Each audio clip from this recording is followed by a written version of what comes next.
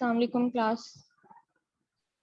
Next अब आप लोगों का जो चैप्टर है वो हमने स्टार्ट करना है मैथमेटिक्स ऑफ फाइनेंस है। इनके फाइनेंस से रिलेट है कि आपके पास जो मनी आपके पास पैसा होता है उसको आप इन्वेस्ट करते हो कहाँ किसी चीज में, उसके ऊपर आपके पास जो प्रॉफिट आता है वो आपके पास क्या होता है कि इनके शेयर जिस तरह से फाइनेंस आपके पास क्या है कि उसको आप जो इन्वेस्ट कर सकते हो कहाँ पे आपके पास बैंक्स में होता है, इंश्योरेंस कंपनीज है, लीजिंग कंपनीज होती है, इन्वेस्टमेंट्स किसी एजेंसीज के अंदर आप करते हो उसके ऊपर जो आपके पास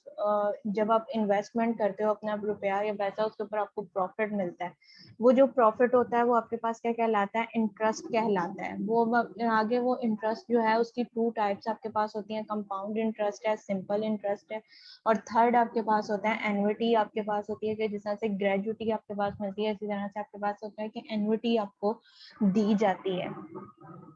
ये आपके पास क्या कहलाता है, मैथमेटिक्स ऑफ फाइनेंस आपके पास कहलाता है। इसके अब यहाँ पे आपके पास है mathematics of finance is useful for the financial institutes. कि मैथमेटिक्स ऑफ फाइनेंस जो है वो आपके पास जो फाइनेंशियल इंस्टीट्यूट्स हैं लाइक अ बैंक है, इंश्योरेंस कंपनीज है, लीजिंग कंपनीज है आपके पास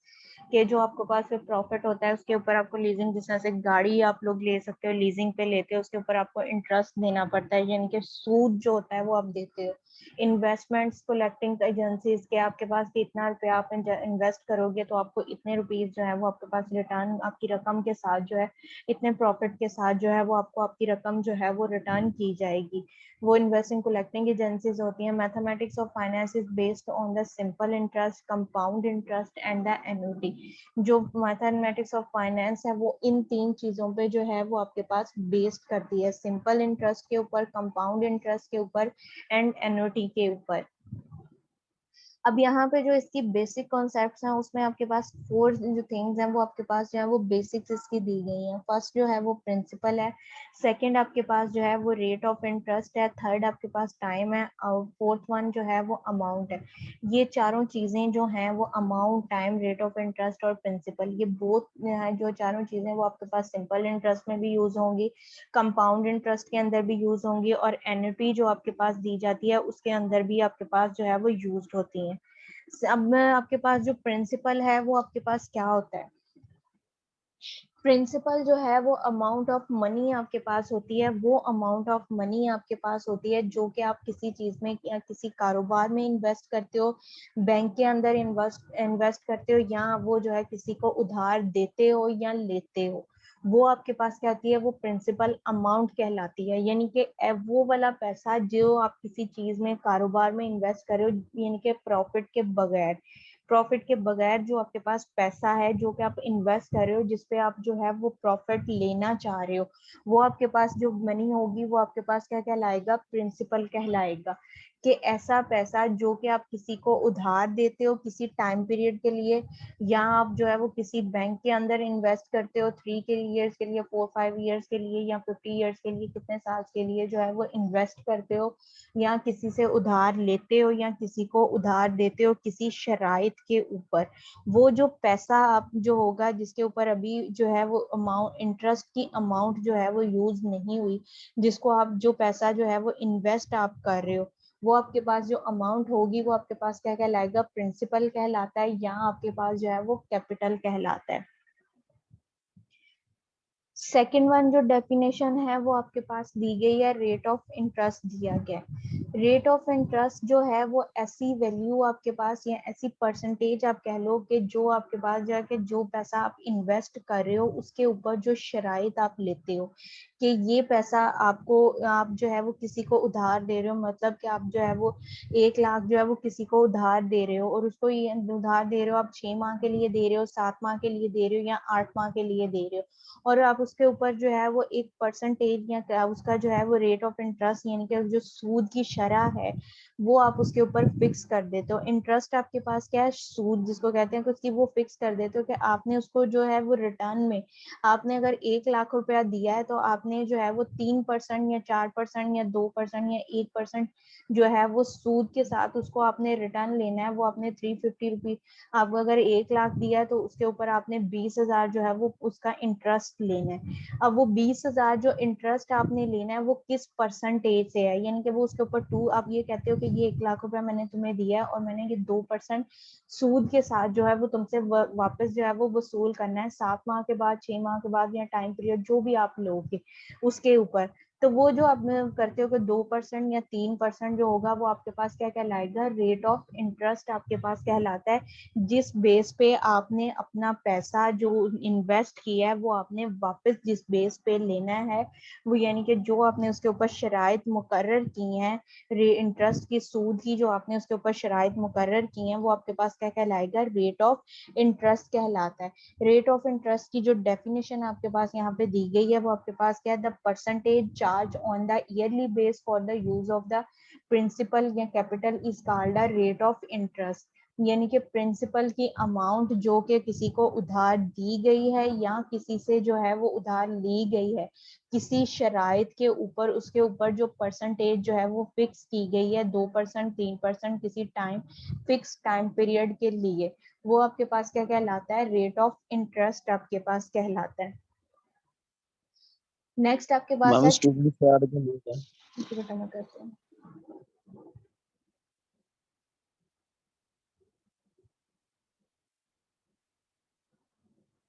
नेक्स्ट आपके पास है टाइम दिया गया है। टाइम आपके पास क्या होता है कि जो आपके पास जो प्रिंसिपल अमाउंट है जो आपने फिक्स करके किसी शरह के ऊपर, इनके शराइत के ऊपर जो दी गई है कि वो कितनी देर के लिए जो है वो दी गई है, 2 माह के लिए है, 3 माह के लिए, 1 साल के लिए या 2 साल, कितने देर के लिए जो दी गई है, जो उसके ऊपर आपने जो है वो फिक्स किया है, वो प्रिंसिपल अमाउंट जो किसी को दी गई है या इन्वेस्ट की गई है बैंक में या किसी लीजिंग कंपनी में, या आपके पास जो है वो इंश्योरेंस पॉलिसी के अंदर के आप जो है वो इतना पैसा दोगे, ठीक है, वो इतने टाइम पीरियड के बाद जो है वो आपको इतना रिटर्न मिलेगा। वो जो टाइम आपके पास पीरियड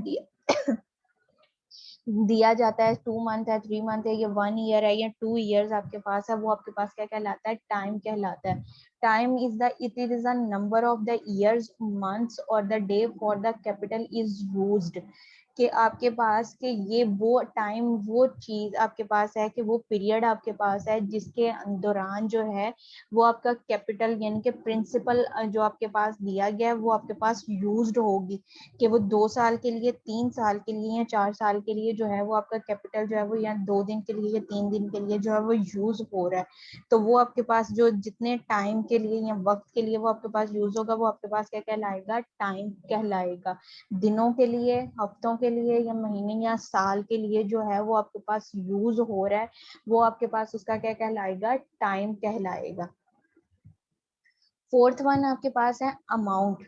अब आप ये कह सकते हो कि प्रिंसिपल जो है वो भी आपके पास पैसे हैं और अमाउंट जो है वो भी आपके पास क्या दिए गए हैं, पैसे दिए गए हैं। लेकिन प्रिंसिपल जो है वो आपके पास वो वैल्यू है जो कि आपके पास जो उसकी रेट ऑफ इंटरेस्ट यानी कि इंटरेस्ट की वैल्यू के बगैर, इंटरेस्ट के पैसों के बगैर जो रकम आपके पास है वो आपके पास प्रिंसिपल है। और अमाउंट जो है वो आपके पास वो रकम है जिसके अंदर जो है आपके पास प्रिंसिपल अमाउंट और जो रेट ऑफ, आपने जो रेट ऑफ इंटरेस्ट फिक्स किया था, उस रेट ऑफ इंटरेस्ट फिक्स करने के बाद जो रिटर्न में आपके पास पैसे आए हैं या आपके पास जो मनी आपके पास आपको मिली है, यानी कि आपने 1 लाख रुपया दिया था और रिटर्न में जो है वो आपको 1,20,000 मिला है। अब जो वो 20,000 है उसको और 1 लाख को प्लस करके जो आपके पास टोटल रकम बनी है 1,20,000, वो आपके पास क्या कहलाएगी, अमाउंट कहलाएगी। The sum of the principal यानी कि capital and the interest is called a amount,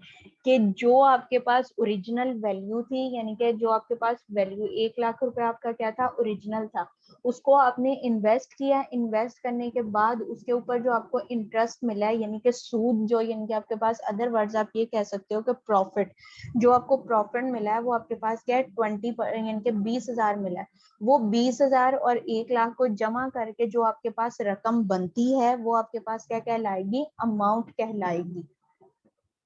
again से मैं इसको रिपीट कर रही हूँ, ये 4 थिंग्स आपके पास बहुत इंपॉर्टेंट हैं। ये आपके पास principal, rate of interest, time और अमाउंट, ये बहुत जो हैं वो आपके पास जो है वो सिंपल इंटरेस्ट के ऊपर भी यूज होंगी, ये आपके पास कंपाउंड इंटरेस्ट में भी यूज होंगी और एन्युटी में भी इंटरेस्ट यूज होंगी। प्रिंसिपल आपके पास वो वैल्यू या वो रकम आपके पास होती है जो कि आप किसी चीज में इन्वेस्ट करते हो या किसी चीज को किसी को उधार देते हो या वो आप उसका कोई कारोबार करते हो, किसी के कारोबार के लिए आपने किसी पर्सन को दी है या किसी पर्सन ने अपने यूज के लिए आपसे उधार लिया है या आपने बैंक में इन्वेस्ट किए या किसी कारोबार में इन्वेस्ट किए और उसके ऊपर आपने शराइ रखी है कि आपने इसको 2 माह बाद या 3 माह बाद या 5 माह बाद ले लेना विद द प्रॉफिट यानी कि इंटरेस्ट के साथ। अब जो रकम आपने पहले दी है विदाउट इंटरेस्ट, इंटरेस्ट के बगैर जो रकम आपने जो है वो आपने किसी कारोबार में लगाई है या किसी को आपने दी है, वो आपके पास क्या कहलाती है, प्रिंसिपल कहलाती है। और जो नेक्स्ट आपके पास है रेट ऑफ इंटरेस्ट यानी कि परसेंटेज, वो परसेंटेज आपके पास वो वैल्यू है जो कि आपने किसी अपनी जो रकम जो है वो किसी चीज में जो फिक्स की है या जो किसी को आपने उधार दी है उसके ऊपर जो आप जो प्रॉफिट लेना चाह रहे हो वो किस परसेंटेज के तहत या किस क्राइटेरिया के तहत, किन शराइत के तहत जो है वो आप अपना रेट ऑफ इंटरेस्ट जो है वो ले रहे हो, वो आपके पास यानी कि जो परसेंटेज आप उसके ऊपर चार्ज कर रहे हो, जो क्राइटेरिया उसके ऊपर चार्ज कर रहे हो आप, वो आपके पास क्या कहलाएगा, रेट ऑफ इंटरेस्ट कहलाएगा। टाइम आपके पास यानी कि ड्यूरेशन है जिसके दरमियान में जो है वो अपनी जो रकम इन्वेस्ट की है वो आपकी यूज्ड होनी है, कि जो रकम आपने इन्वेस्ट की है किसी शराइत के साथ, क्राइटेरिया के साथ, वो आपके पास जो रकम है वो यूज्ड हो रही है। 2 साल के लिए है, 3 साल के लिए है, 1 माह के लिए है या 2 माह के लिए, कितनी देर के लिए जो है वो आपके पास वो रकम जो है वो आपकी यूज्ड हो रही है विद द इंटरेस्ट, यानी कि आपको उसके प्रॉफिट के साथ वो आपको वापस मिलनी है। वो जो टाइम पीरियड है जो आपने फिक्स किया है दो यानी कि पार्टीज के दरमियान में, जो मायदा जितना यानी कि टाइम वो उन्होंने ड्यूरेशन जो है वो फिक्स किया है, वो आपके पास क्या कहलाएगा, उसका टाइम कहलाएगा। नेक्स्ट आपके पास है अमाउंट। अमाउंट आपके पास वो रकम बनती है जो आपके पास उसकी प्रिंसिपल वैल्यू थी और प्रिंसिपल वैल्यू के अंदर जो है उसका प्रॉफिट यानी कि इंटरेस्ट जो आपके पास उसका इंटरेस्ट आया है 2% के हिसाब से, 3% के हिसाब से, उसकी जो वैल्यू आपके पास यानी कि पैसों की सूरत में जो आपके पास रिटर्न आई है वो वैल्यूज और जो आपकी ओरिजिनल वैल्यूज थी उन दोनों वैल्यूज को कंबाइन करके जो वैल्यू आपके पास बनती है वो आपके पास क्या कहलाएगी, अमाउंट कहलाएगी। नेक्स्ट आपके पास जो डेफिनेशन दी गई है वो इंटरेस्ट दिया गया है। इंटरेस्ट आपके पास क्या होती है कि the amount of a money pay for the each year at the standard rate, कि आपके पास ऐसा पैसा जो आपके पास the amount of the money at the each year at the standard rate on the borrow capital और the investment in the rental value. Interest क्या है, सूद, यानी कि जो सूद का पैसा आपके पास आता है, जो आपने रेट ऑफ इंटरेस्ट फिक्स किया था, 2% फिक्स किया था, 3% फिक्स किया था या 4%, जितना आपने जो है वो पैसा जो है वो फिक्स किया था उस पैसे के ऊपर जो आपको प्रॉफिट आया है, अदर वर्ड आप उसको कहोगे प्रॉफिट जो है आपके पास आया है, और उसको दूसरी जब आपके पास जो है बैंक की इन्वेस्टमेंट के लिहाज से लीजिंग कंपनी में ये जो कहोगे उसको जो है वो इंटरेस्ट कहते हैं। तो इंटरेस्ट आपके पास वो रकम बनती है जो आपके पास प्रॉफिट की सूरत में आपको पास आपके पैसे, जो आपका कैपिटल है वो तो आपके पास मौजूद है, उसके अलावा जो आपके पास रिटर्न में आपके पास पैसा आता है, यानी कि आपके कैपिटल के अलावा जो आपके पास यानी कि पैसा आपके पास आता है वो आपके पास क्या कहलाता है, इंटरेस्ट आपके पास कहलाता है। प्रिंसिपल वो वैल्यू जो आप किसी वो रकम जो आप इन्वेस्ट करते हो, रेट ऑफ इंटरेस्ट जो आपकी वैल्यू आपके पास जो रकम है उसके ऊपर जो आप शराइत फिक्स करते हो, टाइम ड्यूरेशन जितने टाइम के लिए आपने किया है, अमाउंट आपके प्रॉफिट की अमाउंट और कैपिटल उन दोनों को प्लस करने से जो वैल्यू आपके पास रकम बनती है वो आपके पास अमाउंट कहलाती है। इंटरेस्ट वो वैल्यू जो आपके पास अपने पैसे के अलावा जो आपको रिटर्न में पैसा मिला है, यानी कि जो आपको प्रॉफिट मिला है, आपकी इन्वेस्टमेंट के ऊपर जो आपको प्रॉफिट मिला है वो आपके पास क्या कहलाएगा, इन्वेस्टमेंट, आपकी इंटरेस्ट कहलाएगा, वो आपके पास क्या कहलाता है, रिटर्न जो है वो इन्वेस्टमेंट कहलाता है। नेक्स्ट आपके मैम पास, स्टूडेंट पे ऐड कर लेगा, उसका इशू आ रहा है मैम, उनका वो कह रहा है मैम मेरा नेट इशू है इसलिए डिस्कनेक्ट हो जाती है मेरे। बेटा इनको मैंने आगे भी ऐड किया था, ये दोबारा से।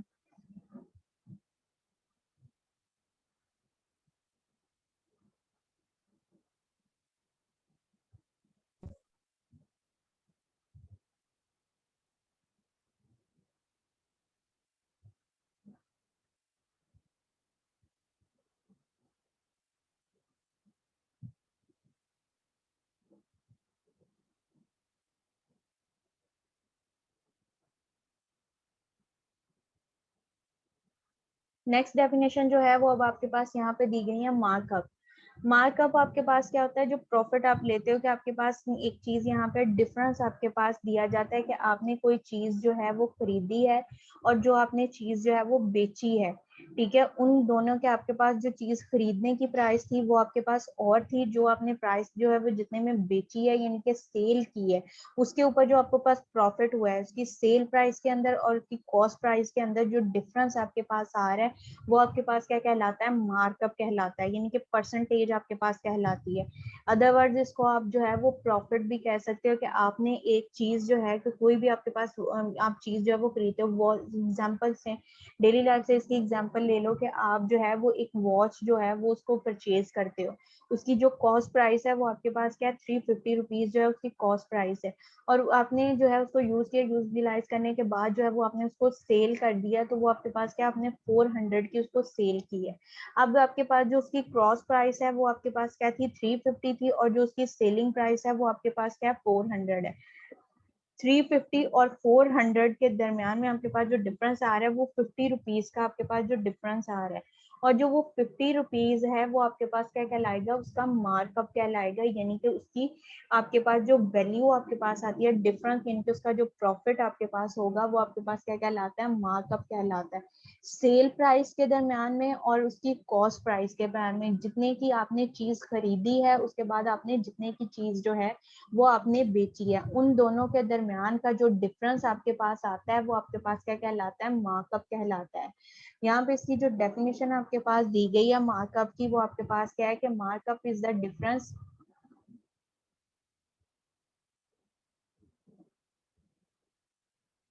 markup is the difference between an invoice cost price and the selling price. It may be expressed either the percentage of the selling price or the cost price, कि ये आपके पास उसकी परसेंटेज हो सकती है सेलिंग प्राइस की या cost price की, and it is supposed to be cover आपके पास all the cost of the during the business plus as a profit, कि यहाँ पे उसने क्या है कि उसका मार्कअप आपके पास ये है कि उसकी आपने जो इन्वेस्टमेंट की है, यानी कि आपने उसकी जो कॉस्ट प्राइस थी यानी कि 350 की खरीदी है, अगर उसके ऊपर आपके पास कोई खर्चा भी आपका आया है कि आपने उसको खर्चा किया है, तो वो आपके पास क्या 10 रुपीज या 20 रुपीज उसके ऊपर आपका खर्चा आ गया कि उसके सेल खत्म हो गया या उसकी कोई रिपेयर आपने उसको करवाया, तो वो आपको कितने की पड़ गई, 370 की पड़ गई, उसके बावजूद जो है वो आपने 400 की जो है वो सेल कर दी। यानी कि आपके पास क्या है कि कोई चीज आपके पास आपने ली है फिर भी आपने उसको जो है उसके कॉस्ट प्राइस जो आपने जितने की खरीदी थी उसमें फिर भी आपने जो है वो प्रॉफिट रख के उसको आगे जो है वो आपने सेल किया है, तो वो जो आपके पास आपने उसको प्रॉफिट रख के आगे जो आपने उसको सेल किया है, तो वो आपके पास जो डिफरेंस आपके पास आ रहा है उसकी सेल प्राइस के अंदर और उसकी परचेज प्राइस के अंदर, तो वो आपके पास यानी कि कॉस्ट प्राइस और सेल प्राइस या परचेज प्राइस या सेल प्राइस, उसको आप कुछ भी कह सकते हो, तो वो आपके पास जो डिफरेंस आपके पास आ रहा है वो आपके पास क्या कहलाता है, मार्कअप कहलाता है।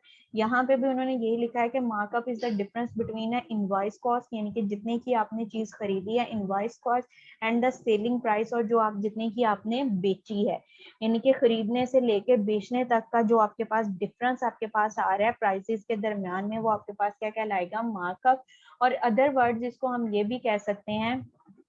कि परसेंटेज जो आपके पास आपने फिक्स की है कि आपने जो है वो 350 की ली है और उसके ऊपर आपने 3% या 2% या 1% जो है वो मार्कअप रख के उसको आपने बेचना है, यानी कि उसकी जो सेलिंग प्राइस आपकी होगी उसके ऊपर आपने फिक्स कर दिया कि आपने 2% प्रॉफिट लेना है या 3% प्रॉफिट लेना है, वो आपके पास क्या होगा, मार्कअप कहलाएगा। और the cost price and the suppose to be cover all the cost price of during the business plus profit, कि आपके बिजनेस प्लस का जो प्रॉफिट आपके पास आ रहा है, कि बिजनेस का जो प्रॉफिट आपके पास होगा वो आपके पास क्या कहलाएगा, मार्कअप आपके पास कहलाता है।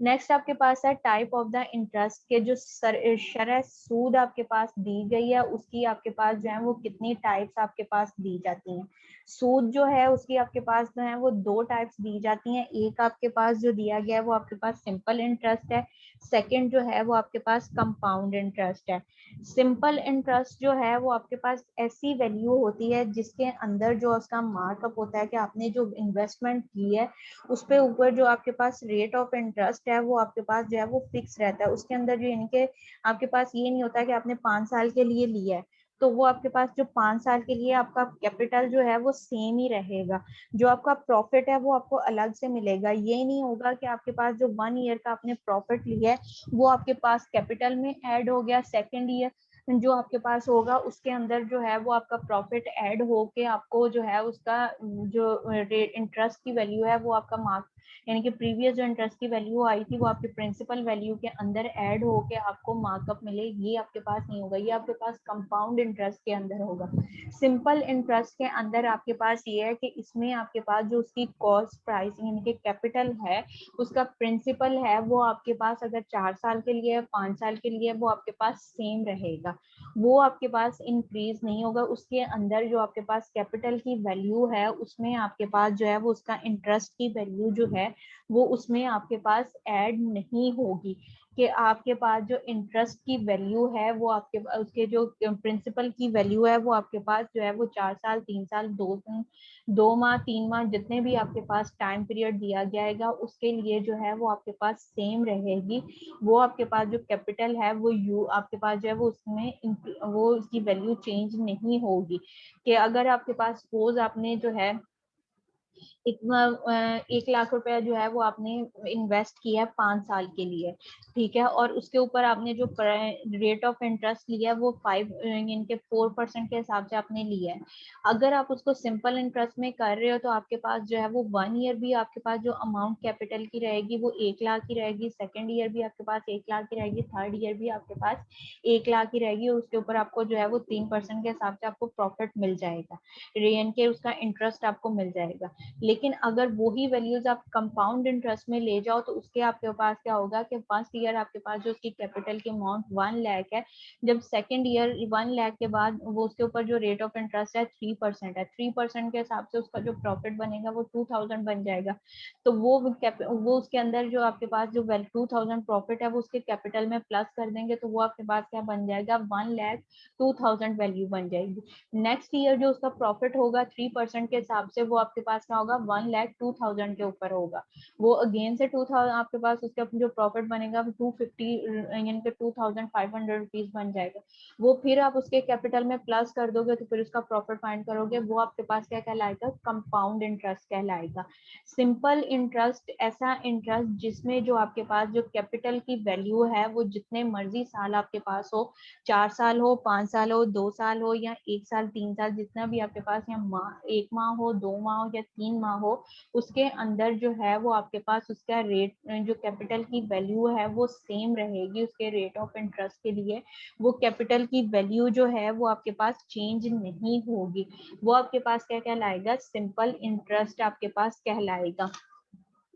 यहाँ पे अब आपके पास दिया गया if the interest does not become a part of the capital, यानी कि उसका इंटरेस्ट जो है यानी कि उसके ऊपर जो आपके पास प्रॉफिट आता है वो उसके कैपिटल का पार्ट नहीं बनता for the next period of interest, के नेक्स्ट पीरियड में जो आपके पास उसका इंटरेस्ट आना है यानी कि शरह सूद के अंदर उसका वो उसका पार्ट नहीं बनता है, तो then such a interest is called a simple interest. तभी आपके पास जो इंटरेस्ट आएगा वो आपके पास क्या कहलाएगा सिंपल इंटरेस्ट कहलाएगा।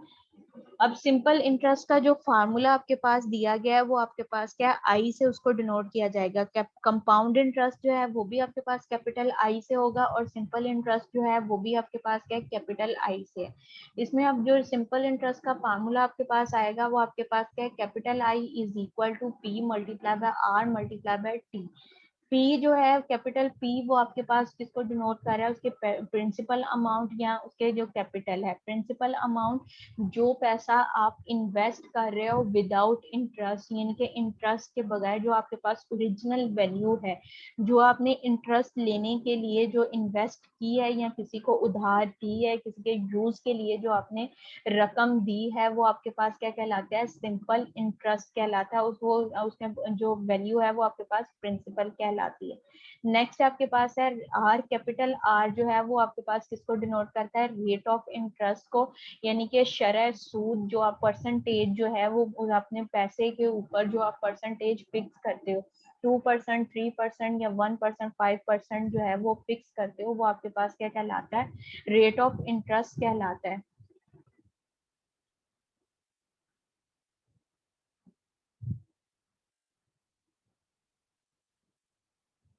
और रेट ऑफ इंटरेस्ट जो है इसको जो है वो कैपिटल आर के साथ डिनोट किया जाता है। नेक्स्ट आपके पास जो है वो टाइम पीरियड, आप टी जो दिया गया है वो आपके पास क्या है, टाइम पीरियड दिया गया और उसको जो है वो कैपिटल टी के साथ जो है वो डिनोट किया जाता है। मैम, जी बेटा। Excuse me ma'am. Ma'am ma'am Ayesha Salim की कॉल आई थी, वो आई थिंक क्लास लेना चाह रही हैं। वो कह रही थी मैं मैम मैम से कांटेक्ट कर लें या वो आपसे कर लें, इनसे जरा पूछ लीजिएगा। मैम कह रही थी उनको कह रही। चलो ये वाली मीटिंग तो कंप्लीट करो ना, ये मीटिंग कंप्लीट करके तो फिर मैं उनसे कांटेक्ट कर लेती हूँ। Okay ma'am. ठीक है। वैसे मैम आयशा ने क्लासेस लेनी स्टार्ट कर दी हुई है। चले मैं ये कंप्लीट करके ना तो फिर उनसे पूछ लेती हूँ कि फिर नेक्स्ट सेशन में उनकी बात के बात करती हूँ या फिर मैं आपको मैसेज कर देती हूँ। Okay ma'am. ये तो कंप्लीट करें ना। नेक्स्ट आपके पास है अमाउंट। अमाउंट आपके पास क्या होती है कि सम ऑफ द कैपिटल या प्रिंसिपल अमाउंट और इंटरेस्ट को प्लस करके जो आपके पास बनती है वैल्यू वो पास अमाउंट कहलाती है। और इसका फार्मूला आपके पास क्या है, A is equal to P I. अब यहाँ पे जो है वो पी आई आपके पास, आई जो है वो इंटरेस्ट है, इसको जो है आई अब आपके पास किसको डिनोट कर रहा है, सिंपल इंटरेस्ट को डिनोट कर रहा है। तो आई को जो है उसके फार्मूले के साथ अगर हम रिप्लेस कर दें तो वो हमारे पास वैल्यू जो है उसको हम सिंप्लीफाई करके उसमें से पी की वैल्यू अगर फाइंड करनी हो तो भी कर सकते हैं, आर की वैल्यू फाइंड करनी हो तब कर सकते हैं, टी की कर सकते हैं। तो यहाँ पे आई जो है इसको हमने पी के साथ रिप्लेस किया, तो ये मल्टीप्लाई करेंगे तो हमारे पास वैल्यू क्या बन जाती है, P plus R multi R in P into R into T आपके पास आ जाता है। तो उसमें से पी को हमने बाहर कॉमन ले लिया, अंदर आपके पास क्या रह जाएगा, आर प्लस टी। अब अगर इस यहाँ से हमने जो प्रिंसिपल वैल्यू है वो क्वेश्चंस में आगे हो कि हमने पी की वैल्यू फाइंड करनी है, तो R of 1 plus R of T इधर मल्टीप्लाई हो रहा है, जब ये इक्वालिटी के दूसरी साइड पे जाएगा तो आपके पास डिवाइड हो जाएगा। इसी तरह से आर है, आर को हम यहाँ पे रहने दें, आर की वैल्यू फाइंड आउट करनी है तो टी जो है वो उसको हम दूसरी साइड पे ले जाएं तो उसकी वैल्यू जो है वो हम लोग फाइंड आउट कर सकते हैं। तो ये आपके पास जो है वो अमाउंट के फार्मूले को जो है उसमें आई का जो आपके पास फार्मूला दिया गया है, यानी कि अमाउंट किसके इक्वल होता है, प्रिंसिपल अमाउंट प्लस आपके पास रेट ऑफ इंटरेस्ट, यानी कि इंटरेस्ट की वैल्यू और प्रिंसिपल अमाउंट को हम कंबाइन करें तो वो प्रिंसिपल की वैल्यू को कंबाइन करें तो वो हमारे पास जो है वो अमाउंट की वैल्यू आपके पास बनती है। अब अमाउंट जो है वो आपके पास किसके इक्वल है, A is equal to P plus आपके पास जो है P is P plus into आपके पास है, इसको हमने आई को जो है वो फार्मूले से रिप्लेस कर दिया। तो अमाउंट का जो हमारे पास फार्मूला बनेगा वो आपके पास क्या आ जाएगा, A is equal to P into 1 plus R of T के इक्वल आ जाएगा। जहां तक सब डेफिनेशंस जो हैं वो आप लोगों को क्लियर है। Yes ma'am. नेक्स्ट आपके पास मैम प्रॉब्लम। एक एक चीज तो पूछनी थी कि ये जो हम लोगों ने ऊपर इनवाइस वाला पढ़ा था उसके अंदर मैम इनवाइस और रसीद जो होती है वो एक ही चीज होती है या वो उसके अंदर कोई डिफरेंस होता है? इनवाइस इनवाइस बेसिकली जो होती है वो आपके पास उसकी रसीद होती है। ठीक है, वो ये कह रहा है कि यस मैम। इनवाइस कॉस्ट यानी कि जिस चीज प्राइस के ऊपर जो है वो हमने उसको खरीदा है, यानी कि उसकी आपके पास रसीद जो है, और सेलिंग प्राइस वो जो जिस चीज के प्राइस के ऊपर उसको हमने बेचा है। इनवाइस बेसिकली उसकी आपके पास रसीद जो होती है ना, आपके पास किसी चीज की आप लेते हो वो आपके पास इनवाइस कहलाती है, इनवाइस ऑफ कॉस्ट, यानी कि उसके चीज खरीदने की जो आपके पास इनवाइस है वो, और जो उसकी सेलिंग प्राइस है जिसमें हम उसको सेल कर रहे हैं वो चीज। Okay ma'am. ठीक है, चलिए ठीक। नेक्स्ट आपके पास यहाँ पे प्रॉब्लम जो दी गई है, फाइंड द सिंपल इंटरेस्ट, के हमने इसका सिंपल इंटरेस्ट फाइंड आउट करना है ऑन अमाउंट आपके पास दी गई है पी, जो आपके पास प्रिंसिपल यानी कि कैपिटल या प्रिंसिपल की वैल्यू है वो आपके पास 800 दिया गया है। टाइम पीरियड जो है वो आपके पास 8 मंथ दिया गया है एट द पर 5% जो है पर एनम। अब यहाँ पे 8 मंथ दिए गए हैं, अगर आपके पास 8 ईयर दिया जाता तो आपके पास वो एज इट लिखना जाना था। अगर आपके पास डेज दिए जाएं या आपके पास जो है वो मंथ्स दिए जाएं, अगर मंथ्स दिए जाएंगे उसको आपने 12 से डिवाइड करना है, अगर आपके पास डेज दिए जाएंगे तो उसको आपने 365 के साथ डिवाइड करना है। यहाँ पे अगर आपके पास पर एनम का वर्ड आपके पास यहाँ पे अब 8 मंथ है और पर एनम है, तो यहाँ पे हमने 8 को जो है वो 12 के साथ डिवाइड करना है कि 1 ईयर में हमारे पास कितने होते हैं 12 मंथ। आई का फार्मूला आपके पास क्या है, I is equal to P multiply by R multiply by T. Given हमें क्या था, P is equal to 800, T हमें टाइम दिया गया था 8 मंथ और R जो था वो 5% दिया गया। परसेंट का जो साइन होता है वो आपके पास किसके इक्वल होता है, 100 के इक्वल है। तो ये आपके पास क्या हो जाएगा 5 डिवाइडेड बाय 100। इसको अगर हम डेसिमल की फॉर्म में करें तो ये आपके पास क्या हो जाएगा 0.05। इसी तरह से 8 और 12 है, इसको हम डिवाइड करें, ये बोथ आपके पास जो है वो सेम टेबल के डिविजिबल दिए गए हैं। 2 के डिविजिबल भी हैं और आपके पास 4 के डिविजिबल हैं। 4 के टेबल पे किया 2 और ये आपके पास 3 टाइम 2 डिवाइड बाय 3। इसको भी डेसिमल में किया तो इसको सिंप्लीफाई करेंगे तो जो आपके पास रेट ऑफ इंटरेस्ट आई की वैल्यू आ रही है वो आपके पास क्या है 26.67 जो है वो आपके पास जो है वो उसका रेट ऑफ इंटरेस्ट आपके पास आई की वैल्यू आपके पास आ जाएगी।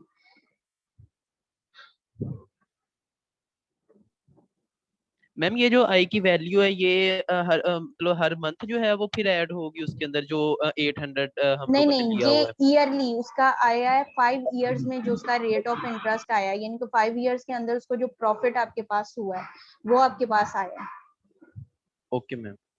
ठीक है मैम, मैम आयशा की बात सुन लो, अगर तो उन्होंने क्लास लेनी हुई तो मैं दोबारा ज्वाइन।